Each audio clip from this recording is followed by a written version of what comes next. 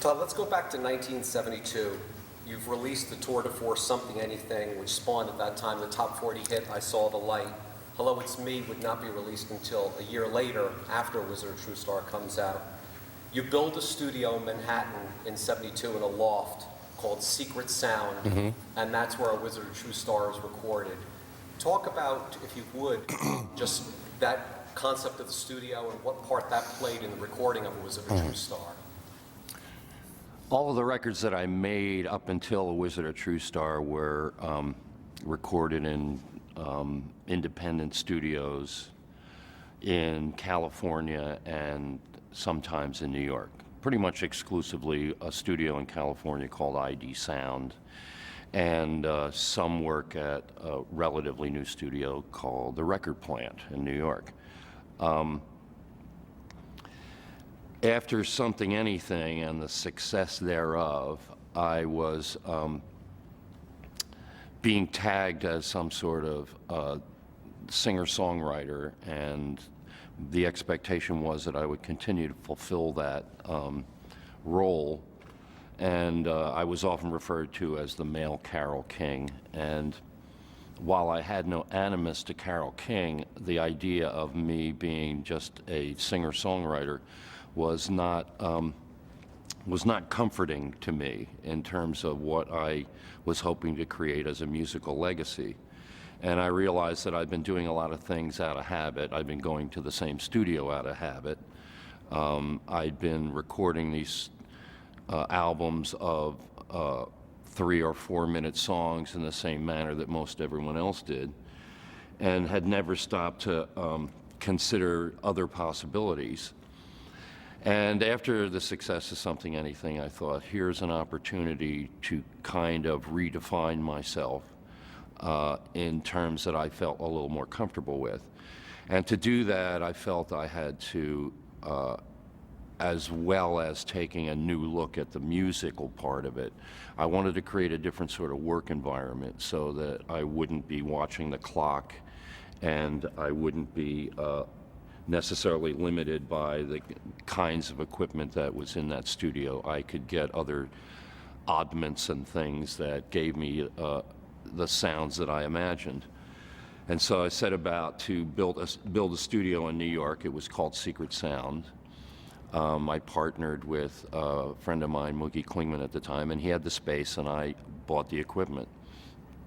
And we essentially did it like, Little Rascals project. We would, none of us were professional carpenters, none of us were electronics experts or anything like that. We just started doing it. We started throwing up 2x4s and built a control room and built a drum booth and moved the equipment in. I built the console from scratch myself, wired up the whole thing pretty much myself, and then at a certain point we felt we were far enough along that we could start doing sessions. So we called the session, and the day that session began, which was, I believe, Sometimes I Don't Know What to Feel, one of the songs from A Wizard of True Star, musicians were setting up and practicing while I was still on my back underneath the console trying to wire everything together.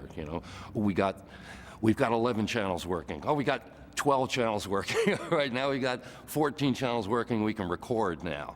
So it was an extremely organic process in that sense, and it sort of reinforced this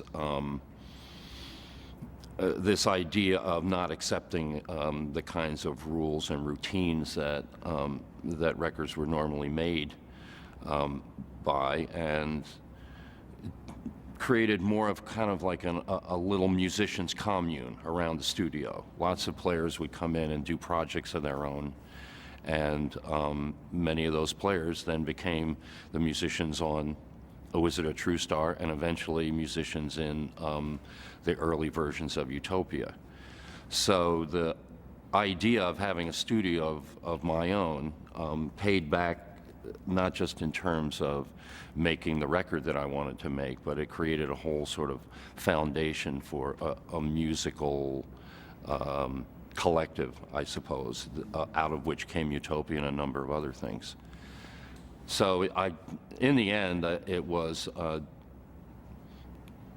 I guess, a revolutionary era for me, because I never went back, more or less, to recording in independent or commercial studios.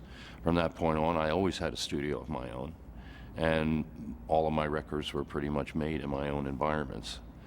I still continue to produce other people and would do those in whatever studio seemed appropriate to that. But a lot of work, even from, for instance, the first Meatloaf album, Bat Out of Hell, we did a lot of the vocal overdubs in my studio. My studio just wasn't big enough to hold all the players for the basic recordings, but we eventually wound up there, and I mixed it there. So. You used the word revolutionary, and certainly that's a way you could describe Was It a True Star? Perhaps in the annals of music, has there never been such a 180-degree change from one record to another, from Something Anything to Was It a True Star? Both brilliant records in their own right. Were there anything above beyond what you've just talked about? Were there any things in your personal life or through your productions you were doing for outside people that spurred this change in musical direction that was so radical? Well, a lot of people will attribute the change that came over me, as it were, as being substantially due to my experiments with psychedelic drugs. But that is often sort of overemphasized.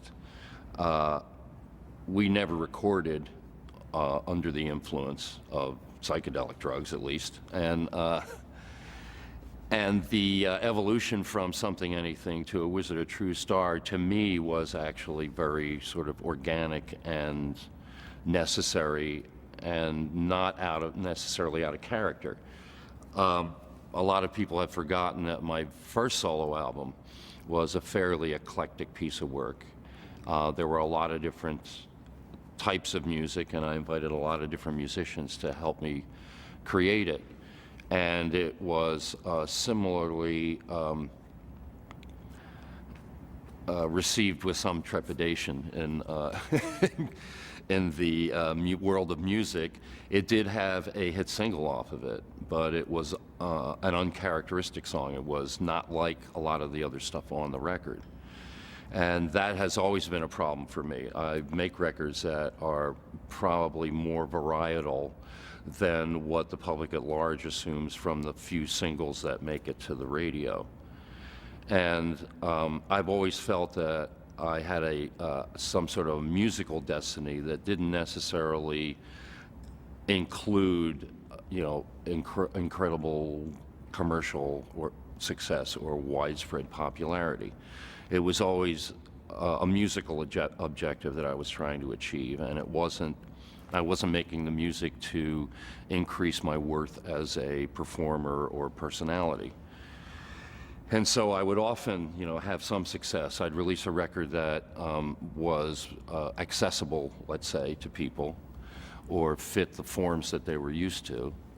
And then I would immediately follow up with something else, simply because my mind had wandered off from the thing I was doing. Or, for instance, I would take a record like The Hermit of Mink Hollow and decide, okay, I'm going to do something that is a collection of highly refined pop songs. But to me, that's not an attempt to be commercial. That's just a concept. Can I do this? Can I pull this off in any way? And once I've done it, I don't feel the necessity to do it again, which is why the record after Was It a True Star was even a further evolution. It went back to the idea of songs with spaces in between them, unlike a Was It a True Star, which is a long sort of patchwork of musical ideas. But the songs themselves had changed form and began to incorporate other sorts of modalities, other sorts of instrumentation. A Was It a True Star was probably the first time that I started to apply synthesizers in a serious manner. And that was because they were becoming more affordable and accessible. Synthesizers now were built into keyboards, whereas the very first synthesizer I bought was sort of a standalone thing, and you had to buy a keyboard separately to make it play notes. And so A Wizard, a True Star was my first opportunity to really incorporate a lot of the unusual sounds that these instruments could create, sometimes in a musical context, sometimes in a, I would say more textural way. You know, they were not really playing notes and melodies, but they're creating sonic textures to embellish the songs. And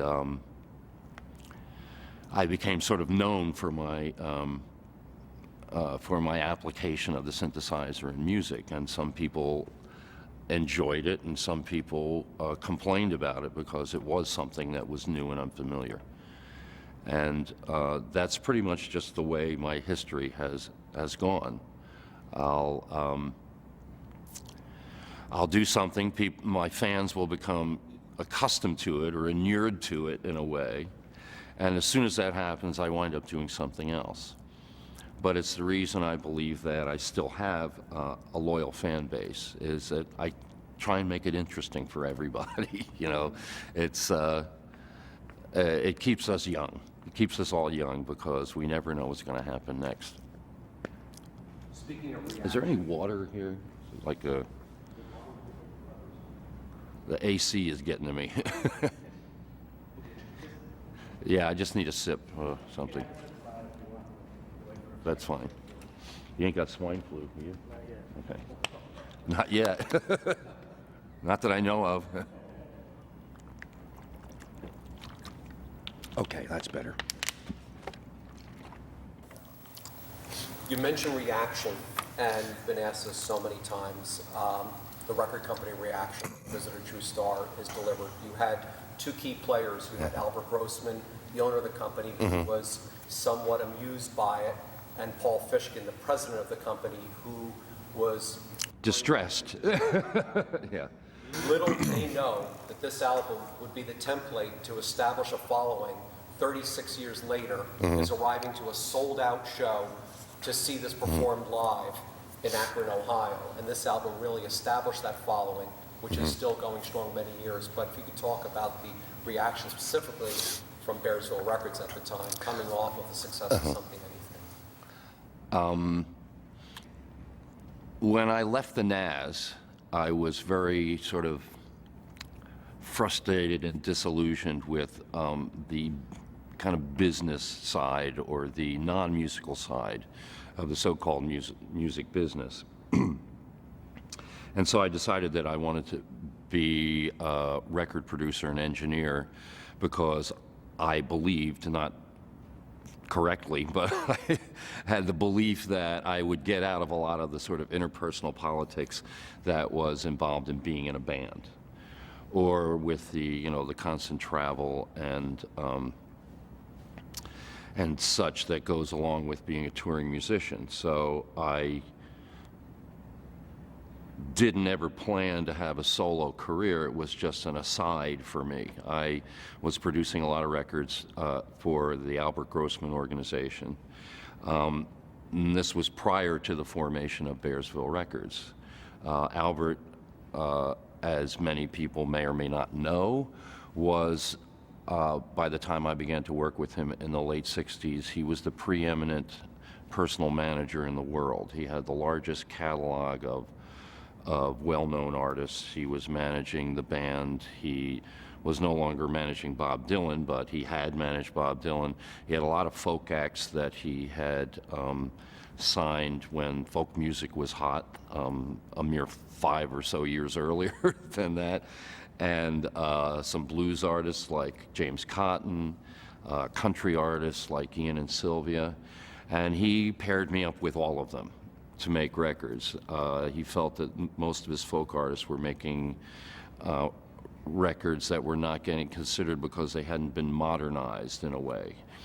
And so I was a young upstart with some what seemed like fresh ideas, and he would put me to work with everyone. And after I'd done maybe a half a dozen projects or so for him, I asked for a budget to make a record of my own. I said, I have musical ideas that I'd like to get down. I don't have any expectations about the commercial success thereof. I just want to get into the studio and record my ideas.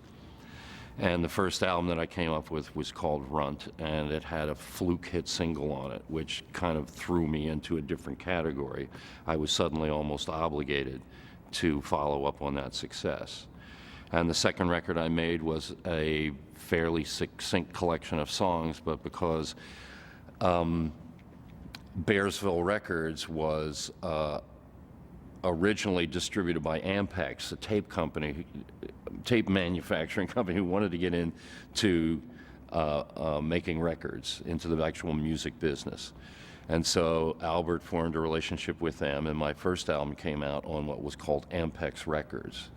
By the time the second record came out, they had gone through a year with Ampex and decided it wasn't working, and so they switched to a distribution deal with Warner Brothers Records, who was a very powerful label and could do a lot of good things for the artists on Bearsville, so it made sense. But my second album kind of fell through the cracks because it was right in the middle of that transition. Then I got to my third record, Something Anything, and expectations were not huge about what was going to happen with that.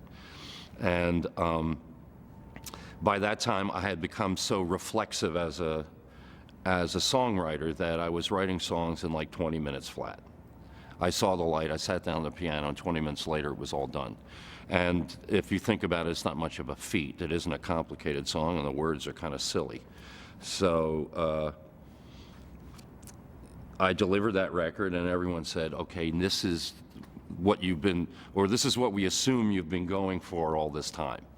And had like 3 hit singles off of it, and a lot of acclaim, a lot of people in the music business as well, other players and musicians, seemed to become attached to the record. And I remember at one point we got a call out of the blue from Brian Wilson, who had heard the record and wanted to meet me, and I went up and met Brian and all his craziness because of this record. I did a song about Wolfman Jack on the record, and got to meet and become friends with Wolfman Jack as a result of that. So the record was fulfilling all these dreams for me, and in a sense fulfilling dreams for the record label because of the great commercial success of it. But my head was in a different place, and by the time I got to doing A Wizard, a True Star, and delivered that record, it was like I had lit off a stink bomb in the record office. There was just so much commotion and recriminations and things like that. Why did you do this? What were you thinking? And yada, yada, yada. And most of that was, coming from my friend who I had introduced to Albert Grossman, Paul Fishkin, who then became the managing director eventually of Bearsville Records. Yet Albert, I think, was... he was more artist-oriented. The idea of having a record label was kind of a down-the-road thing for him. He had been managing artists and being involved in the music business for so long that he looked at artists in a different way than just simply their work on record. He was originally a club owner in Chicago, and this is how he discovered all these people. Bob Dylan wandered into the Gate of Horn one day and started playing songs, and Albert said, well, maybe I'll get into artist management instead of just being a restaurateur. And so he had he was kind of a quirky guy. He was a hard guy to work with because he was very he wanted all the power, and he wanted to be able to Svengali artists into prominence and things like that. And his reaction to the record was much more bemused, I guess. And he thought, yeah, this is what artists are supposed to do every once in a while. He had lived through Bob Dylan transitioning from a folk artist to an electric artist, and probably was, completely amused by all of the furor that happened when he did that. And so Albert, saw this as a kind of entertainment. Me delivering a record that upset everyone else, he was entertained by it. And he actually made some interesting contributions to the package of the record. It was his idea to put a postcard in there to have everyone fill out and send in and eventually be part of the next records package. And it was kind of a dual double-edged idea, I guess. His real purpose was to be able to collect a mailing list of names that you could, direct market to. But it also created this kind of fan interest, A lot of people thought it wasn't serious. A lot of people didn't want to give up the card because it was part of the package. But after the following record came out with a poster with everybody's name on it, we got about 10 or 20,000 cards after that, thinking, oh, I'm just going to do this every record. I'm going to print people's names in the package. But that was his idea. And the little Band-Aid with the Patti Smith poem on it, these sort of like extra add-ins. The die cut on the record, which is an expensive thing to do. It drives up the price of the record, but the record still sold at a regular retail price. That was all his idea. He was willing, take the financial hit to make the package as interesting as possible. So while it was, on one hand, his record label that was so upset about the fact that I wasn't following up on anything, at the same time, he got a lot of, entertainment and amusement out of the fact that I was suddenly making this left turn and, and watching the reaction that everyone had to it. He thought that you're supposed to do that every once in a while. In this day and age where other companies reject recordings submitted by artists, it was my understanding that you had an arrangement with Bearsville, that you had complete creative license with your music. Yeah, well, I think it was always like that with most of Albert's artists. Albert never told anyone what they were supposed to play. He would work with whatever they came up with. He did know the difference between good music and bad music. And if somebody came up with just plain old bad music, no, he wouldn't put the record out just because they had a right to put out bad music. He did insist on a certain quality of music. But one of the things I think that kept him involved in the music business for so long was the fact that it did change and that different kinds of artists would become popular. And he had the opportunity to manage a lot more artists than he actually took on. I believe he once had the opportunity to manage Jimi Hendrix, I believe. And Jimi Hendrix, again, is a kind of artist who just made the records that he wanted to make. He never thought about the commercial considerations. And so Albert recognized that as an artistic prerogative, that you're the one who has to live with the music. All of your advisors, they can just go off and pretend they had nothing to do with it. Let's get into the record and talk about the concept of Was It a True Star? And you've said in interviews in the past when asked about the recording, and particularly side one with all of the tracks that go one into another, that it was a stream of consciousness approach that you were taking with making that record, which was very radical at the time. The standard modus operandi of record making, by the time I was established as a producer, was to think in terms of songs, 3 or 4 minute songs, because that's what radio was willing to play. And the goal for most records was to get it on the radio, to get some part of it on the radio, as much of it as you possibly could. And when I got around to doing A Was It a True Star and started reconsidering all of my prior assumptions, including how the record should be made, I began to realize that the advance of technology had given us the long player. Previous to that, it was the 45, and the 45 could practically fit up to maybe 5 minutes worth of music on it. And I realized this was the reason why there were bands on an LP. The spaces in between the songs was because everyone was habitually thinking in these 3 to 5 minute chunks. And I thought, what if I just sort of ignored that aspect? What if I didn't think about how long the song went on? If I only got through a minute of it and thought, okay, that I've sort of expressed that idea, I felt no obligation, to write a bridge and another verse or anything like that. I would just, that's enough of it, we'll move on to something else. By the same token, I didn't think the song had to be restricted to a certain length. If it was going to go on for 7 or 8 minutes, fine, that's what it's supposed to do. If it's a medley of songs, well, that's, people have played medleys for a long time. I'm just going to do a medley of my favorite songs. And then I'm going to go into another one of my songs. It'll be a little ditty that's a minute and a half long, and then do some other thing. There was no rules on purpose. There were no rules, and I was trying to convey what goes on in a musician's head, or for that matter anyone who has music in their head, what goes on before you get to the sort of formalities of trying to turn it into this exactly 3-minute long expression. And so I essentially would sort of consciously cut the process off before it reached its obvious conclusion, and try and then, imprint that onto the tape, and try and not go back and resist the temptation to kind of dress it up or change it in a certain way. If it seemed to require that, then I would just say, okay, stop it there and go on to the next thing. And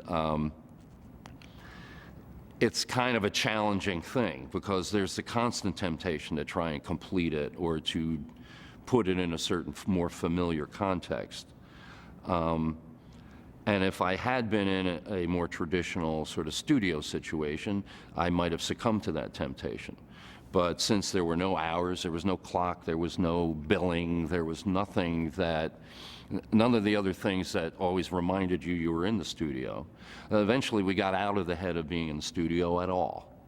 That we were just making music, and we just pushed that button over there before we did it. And that, as much as anything, became the character of the record. It's the anti-record in a way.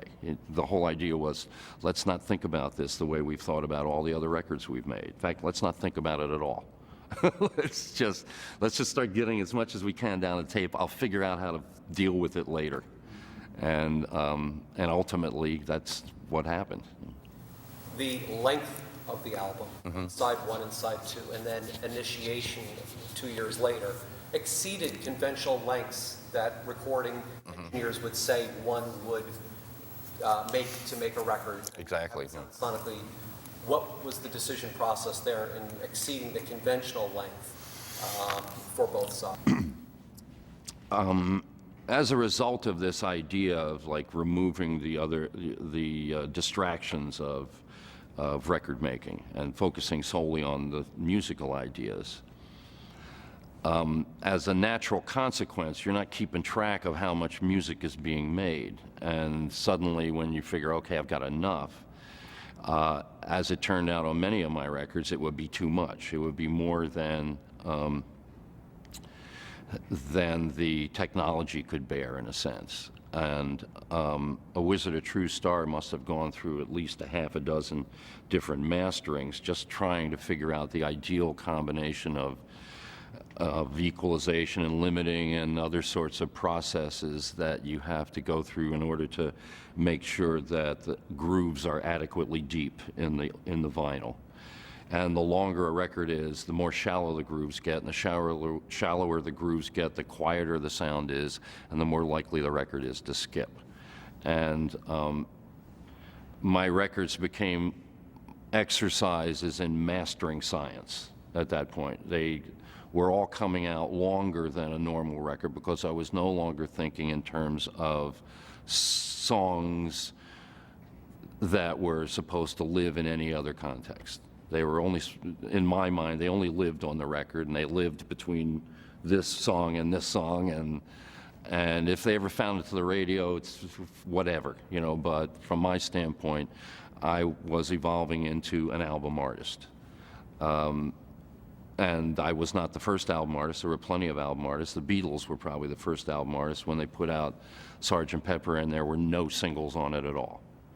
and there were songs that sort of ran into each other, and it didn't seem like they had, you know, a conventional concept when they went into making the record. They were trying to do something different. And over the years, that became the sort of a template for any number of artists to look at the LP as their primary medium of expression as opposed to the 45. And as time went on, you know, a number of my records that I never intended to be double albums had to be turned into double albums because of the excessive length of them. And whenever we could avoid that, then we would go through these, you know, mastering tortures trying to get an excessive amount of music onto vinyl. And when CDs came out, I looked at it as sort of like a boon to all of those old LPs because they could be remastered and played at top volume without skipping, you know, or anything like that. So that was something of an advantage to me. The disadvantage was that usually you go back to the last stereo master you used to make the vinyl, and as I say, we've done so much sort of processing on those to make them fit onto the vinyl that I think a lot of my records would have, and maybe possibly someday will, improve in terms of the overall sound quality because we'll go back to the original intent and remaster from, let's say, an earlier version of the mixes, or even mix them all over again, just so we can take advantage of that. But to this day, I still don't know how to maintain a sense of what is the appropriate length for a record, because a couple of years ago I put on an album called Liars, and that pretty much pressed the limits of what could go on a CD. It was like over 80 minutes long. And just because I'm not paying attention to how long it is when I'm doing it, I'm just doing it until I either exhaust myself or until I think, well, that's enough. You know, it's enough for now. I'll do something later to incorporate these other ideas. The musical ideas you talk about that make up the stream of consciousness, side one, whether it's Tick Tick Tick or Dogfight Giggle, Rock and Roll Pussy, was it conceived that it was going to go in that order, or you said before you were just recording different bits or whatever, and then was it constructed later after everything was all put together? Most of it was constructed. Most of the record was sequenced and segued after the music was recorded. There was no master template, and that really would have thwarted the idea in the first place of trying to create something without a lot of restrictions or assumed limitations. And so we had to be fairly well through most of the recording before it occurred to me how things might fit together. And indeed, probably in my mind, I was thinking, wouldn't it be great if there wasn't two sides? Wouldn't it be great if this was just one big long side, you know? And if it had turned out that way, I might have sequenced the record a different way, you know, if I had the opportunity not to have a break in the middle of it. And when it comes to doing a live show, I have a problem with the running order of the record, because to me there's kind of like a climactic moment that happens at the end of the first side, and if I played that in the middle of the show, it's almost like the show ended in the middle and then I played another half hour's worth of music, something like that. So the whole international feel concept is really supposed to be a bracket to the whole record. And so in the course of transforming this into a live presentation, I have taken some liberties with the running order. And while extremely devoted fans may be a little bit taken aback because they feel like the record as it has existed is somehow sacrosanct, I'm trying to apply the same attitude I had when I made the record, which is that those kind of rules are superficial, and that eventually everyone will get used to the changes, whatever they are. And as most of my audience has become accustomed to, the changes will become inevitable and maybe necessary in some ways. Yeah, it's more unusual for me to continue to do the same thing over and over and over again than it is for me to lose interest and try and do it differently or do it a different way.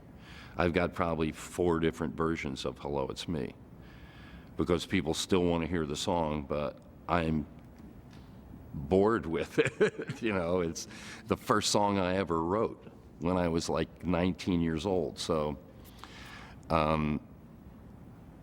I just come up with different ways to play it, not because the audience wants to hear it different, but because it amuses me to do it that way. And then the audience comes along eventually. You know, they've resigned themselves to the fact that, yeah, well, I'd like to hear it the old way, but if it's between hearing it this different way and not hearing it at all, okay, I'll listen to it your way. I'll read a quote here from Barney Hoskins, who you know very well, who's just published a biography on Tom Waits, and arguably one of the most esteemed writers in rock music. And he writes, "A Wizard or True Star came out 36 years ago, but still sounds more futuristic than any ostensibly cutting-edge electropop being made in the 21st century. The album, for lack of a better description in my mind, the production, the sonic sound is otherworldly." And could you just talk more just about the sonic approach that you took with the record? Because as radical as the stream of consciousness approach was, the material was also this sonic sound that really, there wasn't really any records that really sounded like that before until Wizard of True Star came out. Well, I'd like to be able to say that I pre-visualized the sounds. But I think a lot of it was a consequence of the decisions that I made in building the studio, and the way that we chose to mic things up. Everything was always extremely close mic'd. It was still the sort of tube days, and since this was the first time I was sort of like engineering and playing at the same time. All of my records previous to that, including Something Anything, I had an engineer to start the tape for me and to keep an eye on the meters and make sure everything was properly leveled out. And we were sort of doing this guerrilla style recording, you know, just run in and hit the record button and then run into the studio and start playing and capture whatever came out. And, you know, 9 times out of 10, go back into the room and discover that, you know, some of the tracks, you know, had just been pinned, you know, completely, because nobody was in there watching the levels, you know, to make sure that everything was brought down. And as long as it didn't result in this sort of like nasty overt distortion, I just figured that just go with it. You know, the next record I make, I'll worry about cleaning it up a little bit. But for this one, it's all about the process. It's more important, you know, to kind of capture the musical energy than it is to fret over what the sound is going to be like. And indeed, we didn't go through all of the procedures that a lot of studios would have felt obligated to do before they ever did any recording, like go in with a microphone and some white noise and do what they call shooting the room, you know, which is to make the speakers absolutely flat and find all the spaces in the room that are causing low frequencies to build up or bouncing high frequencies around. We didn't do any of that. And so we didn't really know what any of the records sounded like until after they'd been mastered, you know, until we like took them out of that environment into some other environment. And having said that, once I get around to sort of mixing things, you know, I do have what seems to me a natural balance in my head, you know, where things are supposed to sit, and how bright or dull they're supposed to be, and, you know, how much reverb there's supposed to be, and all of these various elements. That is not something that I kind of calculate at all. It's just I turn the knobs until it sounds right to me. And for some reason, the way that record sounds, how it sounded right. There are a lot of aspects of it that are, let's say, consequential. The keyboards that we happen to have around, you know. What's that? Sorry, I'm waving at him. So you can walk through. You can walk through. Just go to this. Okay. And just sorry, while I've already interrupted, we gotta wrap up soon, and there's a couple other questions that we gotta get. So I don't know if you have like one. Okay. 15 minutes? We gotta get to a line. Okay, so let's just go. Start wrapping it up. Okay. And then we've got a couple other questions that we gotta get. Okay. All right. Okay. A lot of the sound and the textures of the record was consequential in that we had certain keyboards in the studio that on records after that we didn't have. We just had them at the time and then they were gone. Like, for instance, we had an early electronic piano called an RMI, and it has this particular sort of tinkly sound that goes all through the record. This very high frequency little tinkle that goes on the top of it. And that's part of what characterizes the sound of the record, this certain high frequency thing going on up there. The organ, we had the freedom to, for instance, do things to the Leslie that if we attempted it in another studio, they would complain about it. Like put a fuzz tone before it, or crank it up till the tubes are ready to explode. The particular piano we had, was not, we never had like a full grand piano. We always had like a baby grand piano. So it always had a somewhat tighter sound, than it doesn't sound like an upright, but it still sounds like a piano, but it's got a tighter sound than, a big 8-foot grand would have.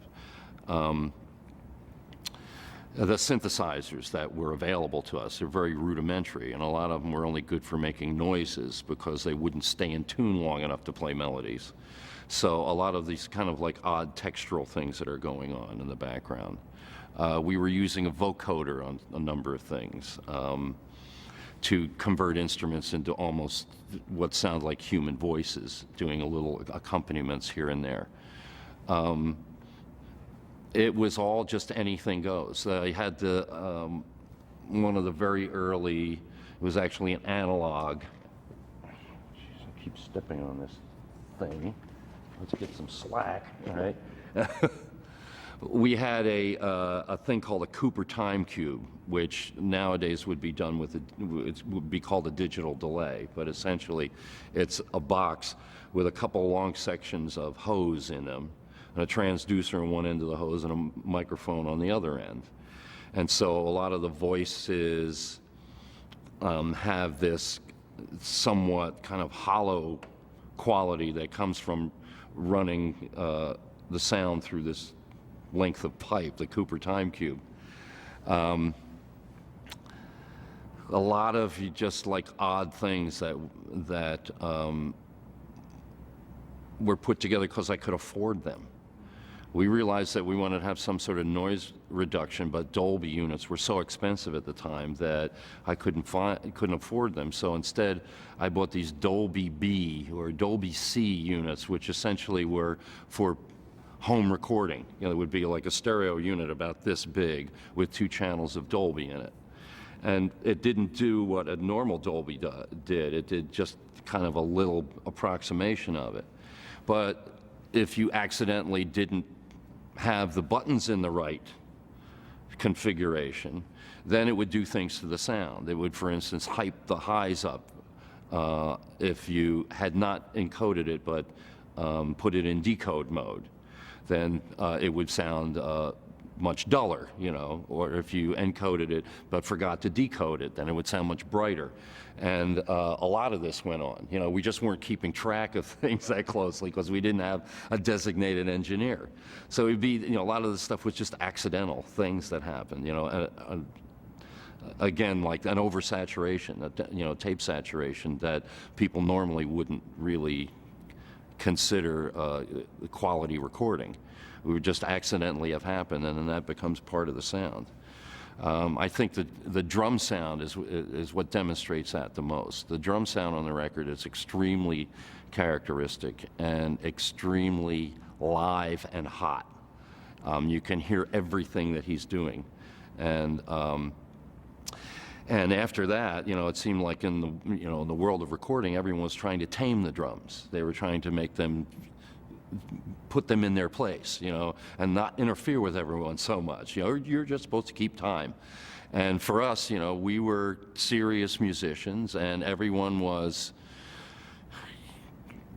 for the most part, once they learned the song, improvising their parts, and we might not get past 3 or 4 takes, and everyone's still, since the song is so new, they're still just sort of working out things, and I say, I like that, just keep that, and the drummer that we had was just one of the funkiest players who ever lived.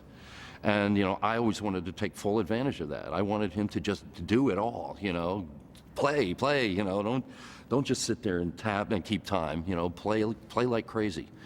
And, all of that energy also characterizes the record in a way.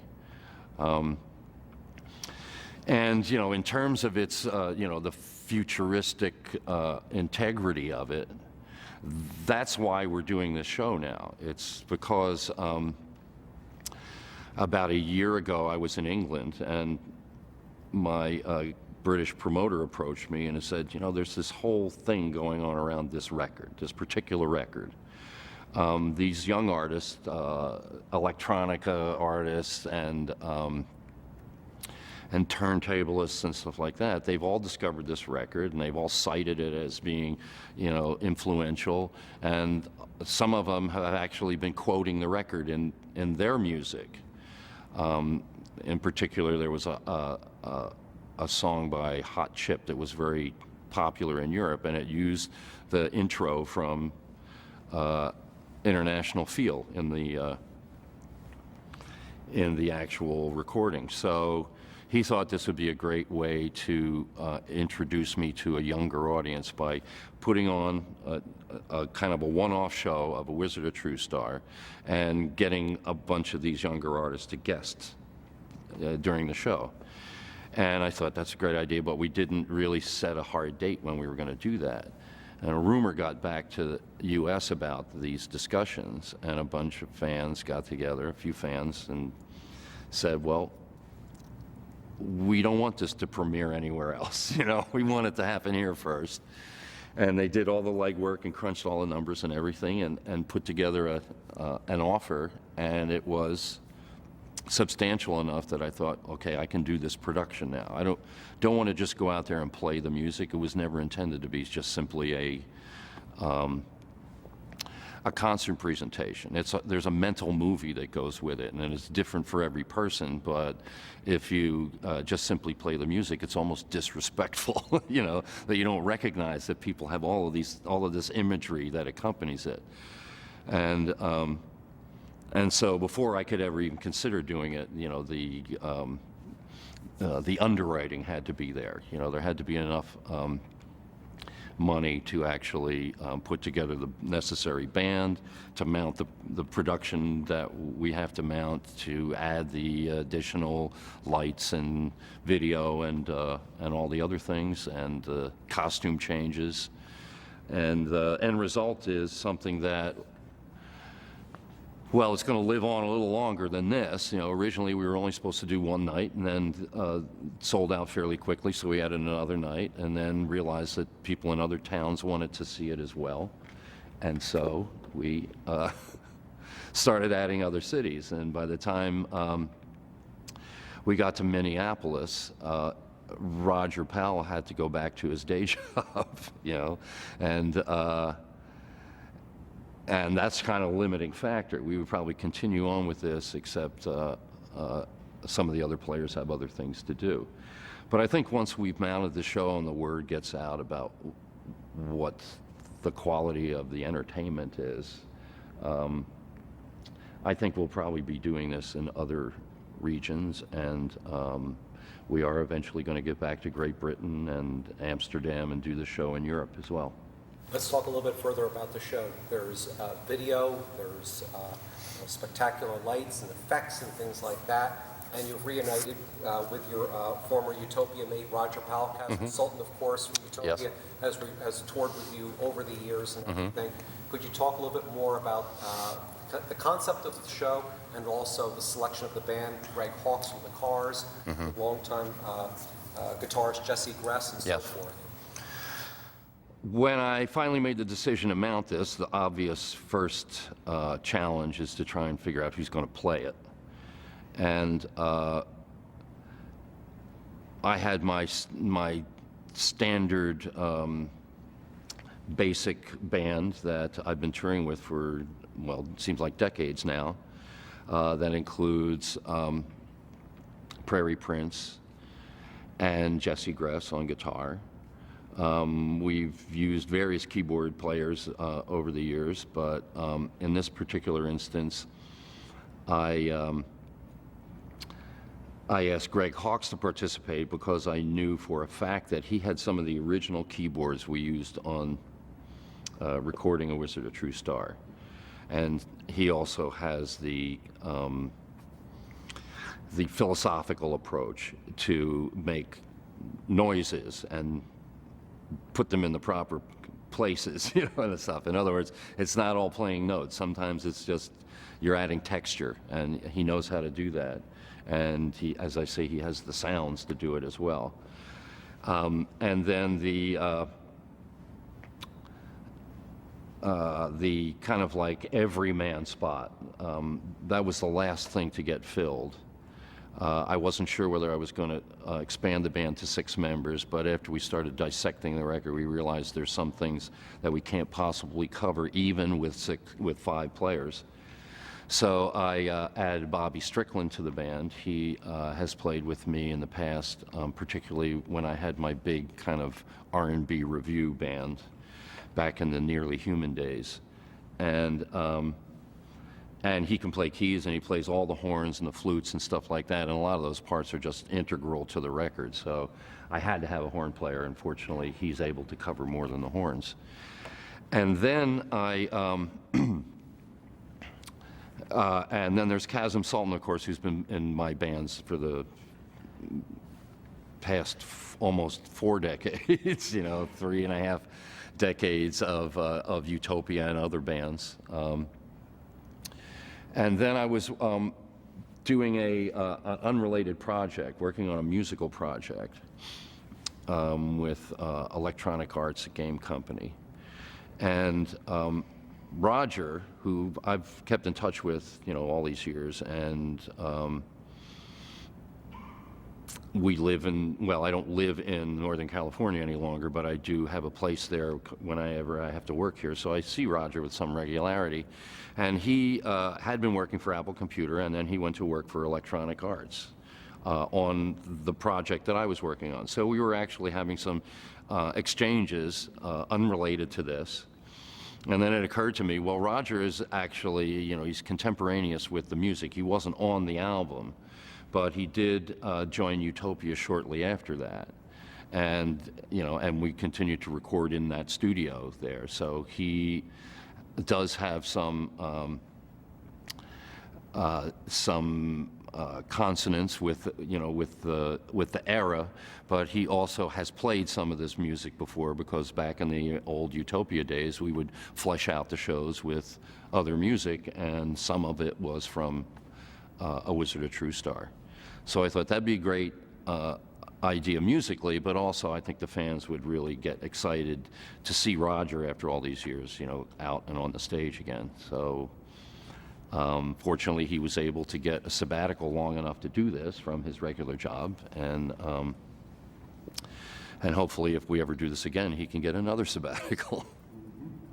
The final question I have here, and I'd be remiss if I don't ask it, if there was ever an album cover that fits the music, it's the artwork, including the inner sleeve of the album. And when one looks at the inner sleeve, they'll see this quote: "I'm not a real star, I'm just a musical representative of certain human tendencies, the quest for knowledge and the quest for love. Knowledge only comes to a lucky few. Love comes to anyone with the knowledge to recognize it. At any rate, we should all have fun looking. I think as appropriate in 1970, as appropriate in 2009 as when you wrote this in 2003. Could you talk about just the artwork and how that all came about? Because it so much fits with the music. It was kind of a lucky occurrence when I was walking down 7th Avenue, just a couple of blocks from Carnegie Hall, and I looked into a gallery window, and there was a painting there that had all of this jumble of imagery. It was a combination of order and disorder and clarity and complete subjectivity in a way. And it was, well, I couldn't really tell who the artist was because his name was somehow hidden in the whole thing. So I went and found out his name was Jesus H. All right. I'm going to stuff this down my pants before I pull it off totally. Get out of here. So I went to the gallery. They weren't open at the time, but I went to the gallery a couple days later, and I said, "Who's that artist?" And they said, "His name is Robert Wood." I think. Is it Robert Wood? Arthur Wood. Arthur Wood, that's it, yeah. How much, how clear my head is about it. But he said, yeah, well, his name is Arthur Wood, and they gave me his number, and I called him up and told him that I had done this unusual record, and I wasn't sure how to package it, you know, and would he consider doing a piece of art for the album cover. And he listened to the music, and he said, well, yeah, sure, I kind of get where this is coming from. And he had me sit for a couple of sessions. I think he did one session, he did me kind of like in a 3/4, and then another session in a profile, both of which appear on the cover. And then he proceeded to do this thing. He didn't hide it from me, but a lot of the work obviously had to do all the detail and stuff when I wasn't there. And when he was finished with it, I thought, wow, this is kind of like what the music sounds like, you know. It's just this jumble of weird ideas, and sometimes it's orderly and sometimes it's disorderly. And similarly, I had some friends that I was working with, some designer friends. I played the music for them, and they said, okay, that sounds pretty jumbly. What can we do on the inside to complement it? And they found a vacant apartment that had a bathroom that was all mirrors. Ceiling, floor, walls, everything, mirror, mirror, mirror. And they spent like a couple of days setting up all of that stuff and finding the exact angle to put the camera so that you wouldn't see the camera in the shot, but you would see all of this other stuff. And you wouldn't see it all necessarily from the camera angle, but you might see it from being reflected from one of the mirrored walls. And they built this whole environment and just had me come in and shave. I shaved myself for that, and then and that became the photo for the inside as well. And then there was an additional jumble of stuff for the sleeve that the album went in, and I believe that I actually hand printed all the lyrics for that myself. And I think that what it helped to convey was the personal nature of the record, you know, that this was more than any of the records that I made previously, a real peek inside of, you know, my inner workings. Not just in terms of that, you know, trying to represent that musical chaos, but the subject matter of the music was different than it was before. It was more wide-ranging. There was more homage to my crazier influences like Gilbert and Sullivan and the Marx Brothers and that sort of stuff. And I was just fortunate to find the artists who were able to kind of reproduce that chaos visually. So that's how it was done. Well, Todd, thank you so much. Well, my pleasure. Really appreciate this. Before you go anywhere, I guess Chuck has a couple questions. Okay. Too. No problem. Switch places with you. Absolutely, yeah. We're going to go to blatant commercialism now. Yeah. So Todd, can you tell us a little bit about your decision to web stream the shows? Well, we realized that the show was not going to travel the world, at least not at this point. There was too much production involved. We tried to promote it to other parts of the country, but the price tag was more than most promoters were willing to go for, especially in these sort of depressed times. It's a big gamble. And we're starting this whole thing in what is pretty much the core of my support, Ohio. It all started in Ohio, and it kind of spread out from there. And so we realized that there are people not only around the country who aren't going to be able to make it to any of these gigs, but all around the world who won't be able to see it. And there's fans in Japan and Europe and other parts of the world who are equally interested in what this is going to be like. So I thought the best way to reach them and to keep that sort of event quality was to live stream it. And it's the first time I've really done anything like that. Unfortunately, have the cooperation of New Tech and Totocast to take care of the nuts and bolts of it, because I'm so bogged down with everything else, that even though I had the idea to do the webcast, I didn't personally have the wherewithal to pull it off. So it's fortunately I've got partners to do that, and people with not only the technology and the technique, but the experience to do it. Because me, I would just say, okay, you point your camera there and you point your camera there, and think that's enough. And the expectation is that this is the kind of production that, just because it's on the web doesn't mean that the quality is any different than you expect on HBO HD. It's the same quality of production, and so it should be. So. I know you had the opportunity to work with the TriCaster on some of the stage visuals. You're using the TriCaster drive, your on-stage visuals. Tell us a little bit about your experience working with the TriCaster. It's a lot of fun. I think that some people are daunted by it. I mean, you look at the hardware and it's got all of these connectors and stuff on it, and you think, oh man, this is much more complicated than I thought. Am I ever going to be able to figure out what's going on? And we were staying with some friends, and we had it set up so I could start loading content into it and experimenting a little bit with it. And my wife, who's pretty much in charge of costumes and stuff like that, we were done for the day, and she, had a beer and went and sat in front of the TriCaster. She'd never paid attention to it before. And she started playing with it. And she was laughing, and just having a high old time. Said, how much does one of these cost? Can we get one? Like, I want to make a TV show now.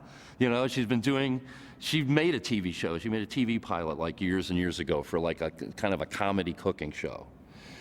And it was just, an ordeal. The color correction with the cameras and all this other stuff, working with Final Cut, trying to do this production. I mean, the post went on forever and ever. And so she kind of lost interest in video, because she thought it was just too daunting, and she's gone to into the theater, because she's got control over that. But as soon as she laid hands on this, she's suddenly thinking TV shows again. And that's kind of like, to have all of that in one kind of package there is, I've been a New Tech user for years and years and years, going back to the video toaster and Lightwave and stuff like that. So I'm kind of, I'm a little less amazed than some other people are, what it's evolved into, because I've been there since the beginning. But yeah, it's, regardless, the price tag for what you get into it is sort of unbelievable. You get the double digital video recorder, you get the streaming capabilities because it does the compression for you. It it has all of the effects things that you need. It's got the the offline editing if you need to do that. It's got the full range of codecs, so that you can bring almost any kind of media into it. It's kind of amazing. Great. Okay. Thank you very much. And I've got Is that an enthusiastic enough plug? All right. one more request. Sure. Todd, if it's okay. What we don't have so far. Yes. Interview is a beginning, like. Okay. And whenever you're ready, Todd. Okay. Okay.